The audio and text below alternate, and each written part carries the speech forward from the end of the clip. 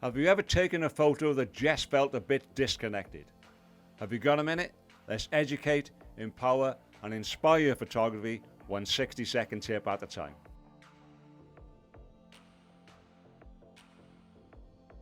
One of the most powerful uses of perspective is matching your camera height to your subject's experience.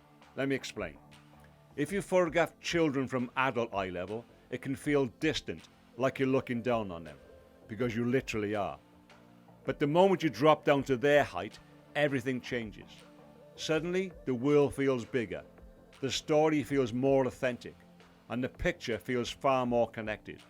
And with babies and young children, yes, that often means lying down on the floor, but it is well worth the effort.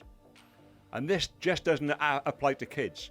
The same idea works for pets, people who are seated or working at the desk, or any subject that's higher or lower than you.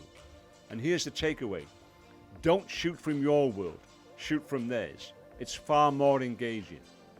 So next time you lift a camera, ask yourself, where is their eye level?